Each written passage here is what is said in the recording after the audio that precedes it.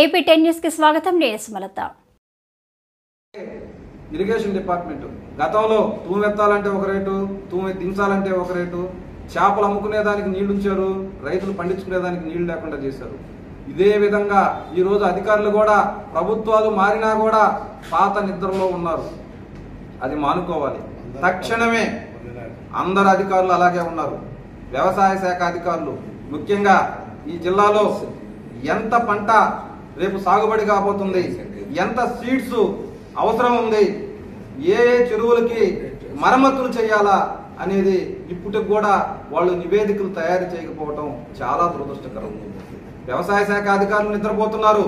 అలాగే ఇరిగేషన్ శాఖ ఈరోజు విజయవాడ, గుంటూరు, కృష్ణా జిల్లాలో ఏం జరుగుతుందో ఈ జిల్లా ఇరిగేషన్ శాఖ అధికారులు కళ్ళు తెరవాలి. కళ్ళు తెరిచి ఈ జిల్లాని మట్టి అమ్ముకున్నారు, నీళ్లు అమ్ముకున్నారు, చేపలు అమ్ముకున్నారు, లాస్ట్ కి రేషన్ బియ్యం అమ్ముకున్నారు. అంతేగాని ఎక్కడ రైతులకి సహాయం చేసిన పాపన ఈ ప్రభుత్వాలు పోలేదు. గత ప్రభుత్వం చేయాల. ఎవరు లాసిపోయారు? రైతాంగం లాసిపోయింది. ఈ రోజు కృష్ణా, గుంటూరు ఆ జిల్లాల్లో కూడా బీమా చేయాల.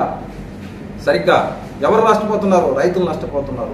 ఈ ప్రభుత్వం అవలంబించిన, జగన్మోహన్ రెడ్డి అవలంబించినటువంటి విధానాల వల్ల రైతులు నేటికి అటు అమరావతి రైతులు కావచ్చు, నిజమైన మా వ్యవసాయ రైతులు కావచ్చు, ఎవరైనా కన్నీళ్లు పరిమితం అవుతున్నారంటే జగన్మోహన్ రెడ్డి పాపాలు. వీటిని తొందరలో కూటమి ప్రభుత్వం అందరూ సమీక్షించుకొని, మేము వ్యవసాయ శాఖ కమిషనరేట్ను కూడా కలిసి జరుగుతున్నటువంటి పరిణామాలు, గతంలో జరిగినటువంటి పరిణామాలన్నింటినీ వివరించడం జరిగింది. ఈ మధ్య ఒక రివ్యూ మీటింగ్ కూడా జరిగింది. సీడ్స్ కు సంబంధించి, నీటి యాజమాన్యానికి సంబంధించి, అలాగే సివిల్ సప్లై, ముఖ్యంగా సివిల్ సప్లై, ఇరిగేషన్, అలాగే మన civil supply, irrigation, revenue department, ఈ మూడు రైతుల పాలిట శాపాలుగా తయారైన ఈ డిపార్ట్మెంట్లని మూడింటిని మా గౌరవ ఈ ఎమ్మెల్యేలందరూ గుర్తించి వీటిల్లో ప్రక్షాళన చేస్తే గాని రైతు బాగుపడడు. కారణం ఏంటంటే ఒక అడంగలు కావాలంటే రెవెన్యూ అధికారు వాడిని తిప్పలు పెడుతున్నాడు రైతు. ఒక ఇరిగేషన్ అధికారి తన ఆ యొక్క పూర్తి అవగాహన లేకుండా ఇక్కడ కూర్చొని ఏ గేట్ ఎత్తాలో తెలియదు, ఏ కాలువ తీయాలో తెలియదు, ఏ తూము ఎలా ఉందో తెలియని పరిస్థితుల్లో ఈ ఇరిగేషన్ అధికారి ఉన్నాడు.